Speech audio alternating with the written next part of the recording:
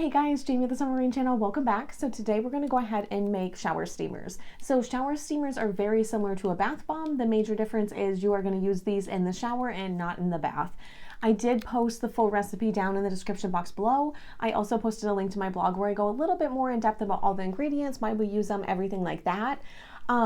These shower steamers I actually made with menthol crystals, Mad About Mint, fragrance oil, and eucalyptus essential oil. The reason why I used all these minty smells is I really wanted these shower steamers to be good for like congestion, because I feel like in the winter you're always like fighting some kind of cold. So these really help me a lot.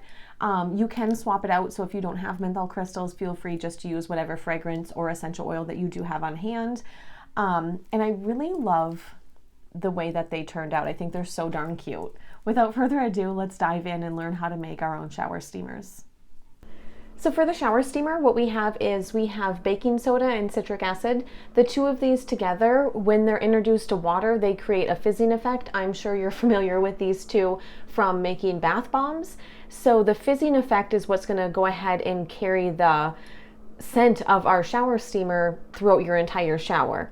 Next we have kaolin clay. Now we use this because we want to harden up the shower steamer more than what we would for like a bath bomb, because we really want it to last as long as possible. So the kaolin clay makes it a little bit harder, makes it release just a bit slower than if we just had the baking soda and citric acid. Next we have menthol crystals. Now the menthol crystals we will dissolve in rubbing alcohol and fragrance oil, and I'll show you that in a minute. I use these because they are very, very potent, and I really want my shower steamer to have a lot of fragrance in it. And then for my fragrance, I have a mix of eucalyptus oil and Mad About Mint fragrance oil. Next I have some witch hazel in a spray container. Now you can use witch hazel or you can use rubbing alcohol. I feel like witch hazel just works a little bit better than rubbing alcohol, but that's just my preference. And then you'll just need a little bit of mica powder. The first thing that I'm going to do is I'm going to take the menthol crystals. Now these have to dissolve in either rubbing alcohol or your fragrance oil. I find that the fragrance oil typically won't dissolve them all the way, so I'm going to add just a bit of rubbing alcohol to them. And I don't even measure it, I just pour a little bit in there. To this, I'm also going to go ahead and add the fragrance oil, essential oil blend that I have. And for now, we're just going to go ahead, we're going to set this off to the side so these crystals can go ahead and dissolve. So go ahead and grab a big mixing bowl. We're going to add our baking soda, citric acid, and kaolin clay. And then we're going to go ahead and just mix this all up. I don't really worry about the clumps right now because I'm actually going to come through and I'm going to mix all of this with my hands, and I will break up all of the clumps. If you don't like to do it that way, you can certainly run it through like a sifter or anything just to get the clumps out. I just really like mixing stuff with my hand. I feel like you just get a better mix, and then I just kind of squish all of them together.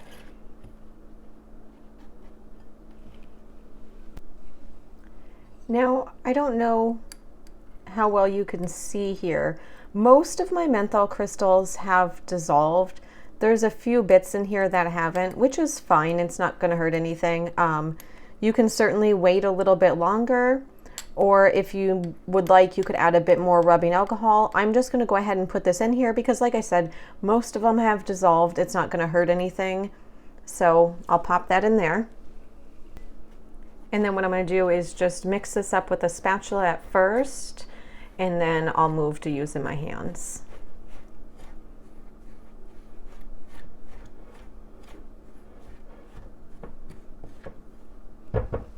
Before I actually get in here and mix this, I'm going to add a bit of mica powder, and then I'll start mixing everything together. Like I said earlier in the video, this is kind of when I come through and with my fingers, I will just smush everything together.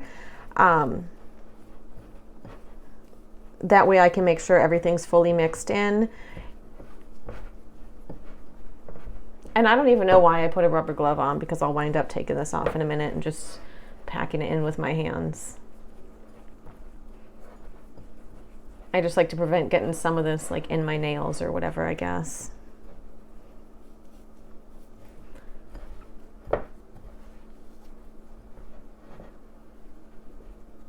And And when I'm mixing it, I'm kind of gauging the color too, so.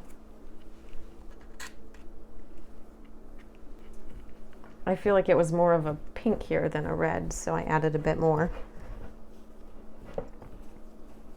And by no means do you have to add mica powder to this. It's completely fine if you don't. You can certainly just do a white. Also, I do want to mention, if you don't have a mold, I'm going to use a donut mold. You can certainly use like a cookie tin would work, or honestly, even an ice cube tray would work. Really, any kind of container would work for this.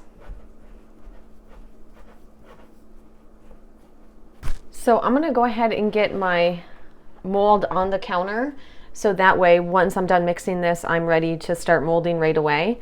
Take your witch hazel, and then you're going to take your witch hazel, give it a couple of sprays, and then mix everything together. Now when you're mixing, you kind of want to squeeze it together just to check the consistency. We're going for a consistency of wet sand. So when I say that, if you've ever made bath bombs before, I'm sure you know exactly what I'm talking about. If you haven't, that's fine. What you do is you squeeze it together in your hand, and if it stays in a solid form, you're good. If it breaks apart, you need a little bit more. Now, I tend to make these a little bit wetter than I do with like a bath bomb. See, that's the consistency that we're going for. And then this will make roughly 2 donuts, so I'll just start packing it in there. And you really want to push down on these when you're doing it.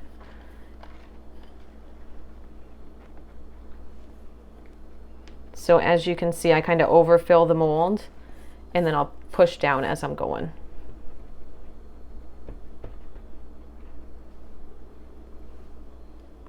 Guess I can move that bowl out of the way. All right. And then I just, like, I'm pushing really hard in here. I don't know if you can tell, like, I'm pushing kind of towards the sides of it just to make sure we're packed in there. I'm pushing kind of against this part. And I always pay attention to this part in the donut mold because it can make it a little bit hard to unmold if you don't really pack it down right there.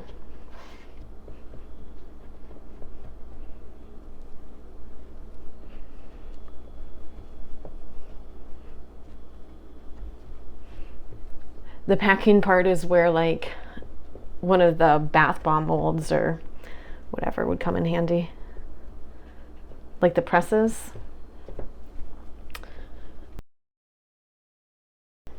And I always try to go for a pretty flat bottom. It doesn't have to be perfect, but I want it pretty even. And what we're going to do is we're going to allow this to dry just a little bit while it's in the mold before we unmold it, because I don't want to risk breaking it.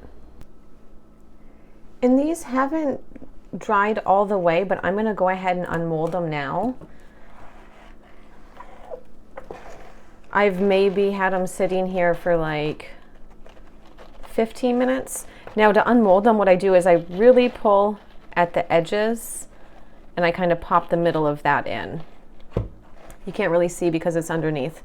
So I pull at the edges, and this middle part of the donut, I kind of push it up.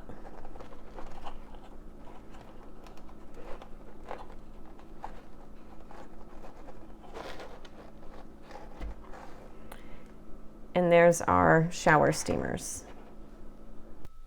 This part's completely optional. Like, these shower steamers as is are completely finished, but I'm extra and I want to put just a little bit of a drizzle and maybe some sprinkles on these. So what I'm going to do is just put a wee little bit of melt and pour soap into a microwave safe container, and I'm going to go ahead and heat this up really quick. And it's not going to take long at all for this to melt. I think I had this in the microwave for like 5 or 6 seconds. And we're just going to add a bit of mica powder. And we'll go ahead and mix that up. Oftentimes mica powder doesn't like to mix in, so just grab some rubbing alcohol and spray the top, and what that'll do is break the surface tension and get everything to mix in really good for you.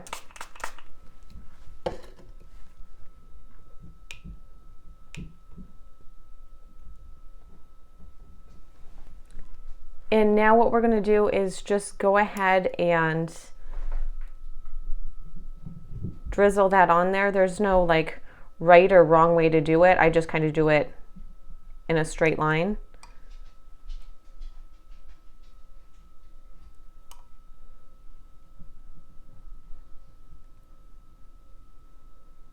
And I just put it on there till I think it looks nice. Now these are edible glitter, so I'm just going to put that on one.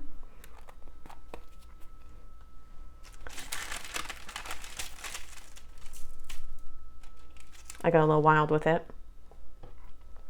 And then we'll go ahead and do the same thing to the next one.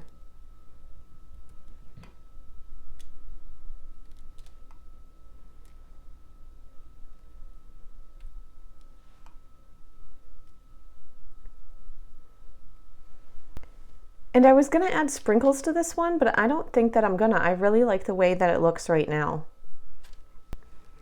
And we're gonna allow this to finish cooling. It might take like a minute or so until the soap is hardened. And I know this is not the ideal angle, but it's kind of the only angle that I have. So I'm just gonna have to make it work. So I'm gonna go ahead and put these in a film wrap.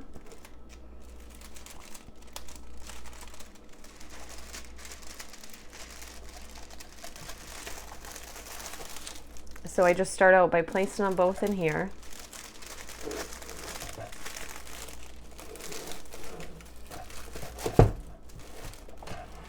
And then you just pull it up kind of as tight as you can because you don't want extra plastic wrap if you can help it. I'm trying to see if you can see here. Okay.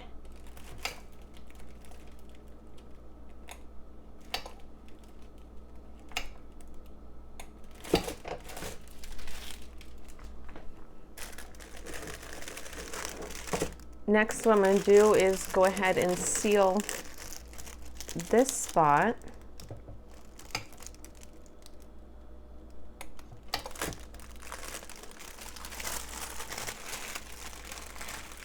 And then, oh, that didn't seal all the way.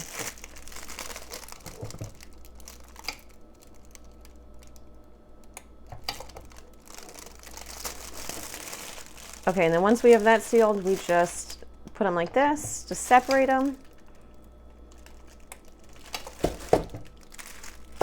So I have the heat gun, and then I go probably about 2 feet away, and then I turn it on and just, it doesn't take much heat at all to get it to seal up.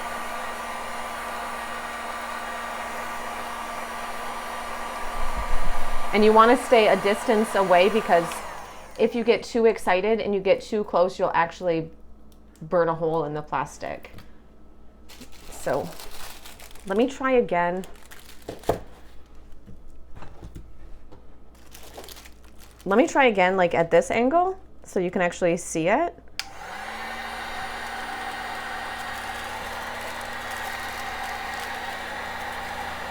And on the corners, once I hit it, I kind of push down on them, so there's not a weird spot. And then I just come in and kind of tighten everything up. Now, by no means do you have to plastic wrap them like this. An airtight container would be fine. Saran wrap would also be fine. And the main reason why I do is because of the melt and pour soap. I don't want to get a glycerin dew on it. So completely up to you how you want to package these. I just think they look a little bit cuter and just stay a little bit fresher in the sealed containers. I really hope you enjoyed the video. I hope you enjoy making and using your shower steamers as much as I do. Bye!